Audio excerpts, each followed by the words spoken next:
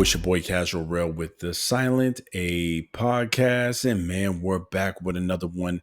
And a quick one at that. Hit that like button, comment below. And as always, subscribe if you got the timing for this. Let's get straight into it. It's our first look. Well, really our first thoughts and first breakdown of the fight between Edgar Berlanga and Hamzah Sheeraz. July 2025. I'm looking more into it as they're doing their initial face-off, making their first rounds for the public and, building up the fight, definitely getting into it. Both men are spirited. Both men believe they're going to win as they should. Both men carry power. Both men carry a punch. Our opinion here, Edgar Berlanga is obviously the 168-pounder, the natural 168-pounder, been fighting there. And he's got to welcome the likes of Hamzah Sheeraz basically to his world. And when we first heard about the fight, I'm thinking, hey, this is going to be a knockout. Either way, it's going to be either Hamzah or it's going to be Edgar. Somebody's getting stopped. Somebody's getting knocked out or at least knocked down multiple times in this fight. Nose itching. Kill me. And I sit back and I'm like, Edgar Berlanga should really stop the likes of Hamzah Sheeraz.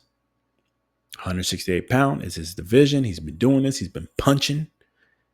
Multiple knockouts first round, you name it, although not the highest of caliber.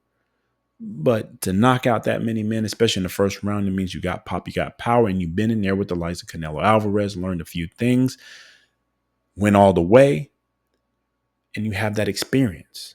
And experience means a lot. Hamzah Sheeraz moving up, 168 pounds. He's got to make his bones there. He's got to make you feel him. And I think he can. And it's definitely as I sit back more and I start studying him a little bit more, looking at him, look at the physique, look at them next to each other. Hamzah Sheeraz is a big boy. We already know that, 6'3", 6'4". I think he's going to fit in well at 168 pounds. He may feel even better. He may feel stronger. Maybe he was weight drained against the likes of Adames. And I sit back and I look at it and I'm like, why would they put him in there with a guy like Edgar Berlanga this early if they weren't confident? I think they know something that we don't know. I think Hamzah Sheeraz may be ready. Maybe it was the extra 8 pounds, sucking him down and not giving him the energy that he needs to compete and, more importantly, punch hard at the 160-pound division. Maybe that power will carry back up and be his more natural self. Again, he is a big guy and probably will fit in well at the division. But what does worry me is, can he take the punches coming back? Can he take that kind of hit? Can he take that kind of power? It will have to be seen, but as I'm thinking about it more and more and more, I wrestle with this. We're going to do many of these breakdowns, but we'll do our official 3-minute fight, draw 3-minute fight breakdown. We'll make official decision and call. I'm starting to lean in the favor of Hamzah Sheeraz. I think we're going to see something different here at this division, 168 pounds.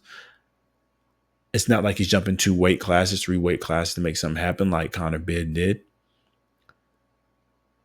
He's right there. He's got the physique. He's got the length. He's got the height. He's got the reach. He's got the boxing pedigree and IQ. His defense could be a little bit better. I think he gets hit a little bit too much. I saw that in the Austin Emma Williams fight. And again, with the Adames fight. But Edgar Berlanga himself isn't the top tier of 168 pounders. I think, Caleb Plant, who has no power for real, is one of the better boxers left in the 168 pound division outside of obviously Canelo Alvarez.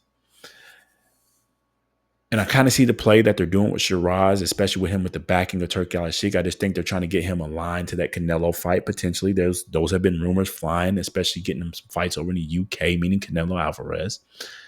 I think this is the move. I think this is the play. I think the money is behind Sheeraz. I think, I see the backing. I see the confidence. I guess the only thing that worries me is, can Sheeraz take a punch from the likes of Edgar Berlanga?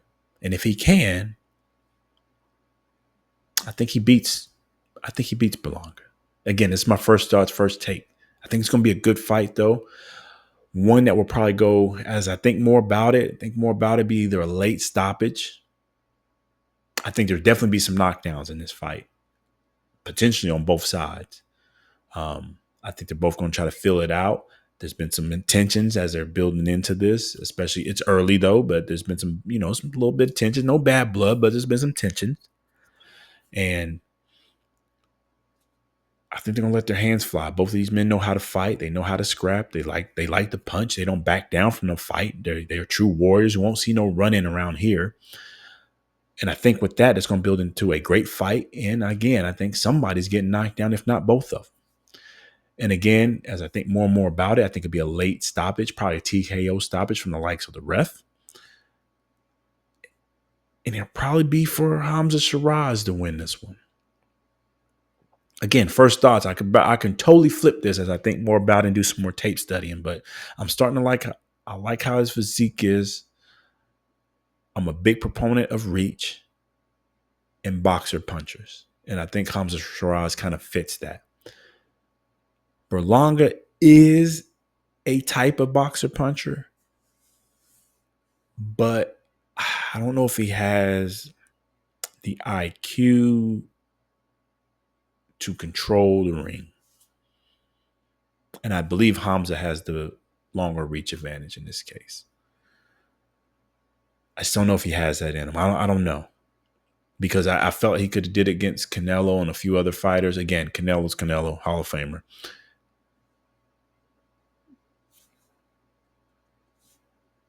I don't know. And hopefully he brings in what he learned from Canelo and try to implement that into his game plan, meaning Berlanga. But right now, my first thoughts, first take, I got Hamzah Sheeraz winning this late TKO stoppage. Reach advantage, boxer puncher. I think he's going to control the pace, control the distance, box smart, frustrate the likes of Berlanga, let him walk into something kind of, unplanned for the likes of Berlanga as he tries to, get in there and lay off some punches as he's getting frustrated, and he'll get clipped and get caught and lead to a TKO stoppage late. But again, I can see both men getting knocked down. Both men got power. It will be a good fight. I see why it's the headline for this fight, even though Shakur Stevenson, William Zepeda technically should be. But I think after what we saw Cinco de Mayo weekend with the likes of Devin the Dream Haney, Ryan Garcia, Teofimo Lopez, William Skull, Turki Al-Sheikh I think he's done with pure boxers right now as far as headlining. He doesn't want to see any more movement around. He wants to see people that can throw hands and people are going to fight. And I think Hamzah Sheeraz and Edgar Berlanga is going to do that for them, even though Shakur Stevens and William Zepeda are probably the more known fighters, especially in the States, and is technically the bigger fight. And I think it's going to be a classic.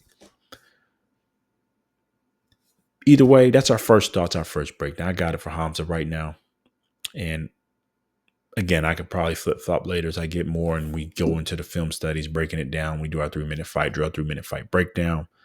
But I see him controlling the action, controlling the pace, controlling the rhythm, and then letting them hands fly and getting Edgar probably up out of there. Or, worst case, a nice unanimous decision victory.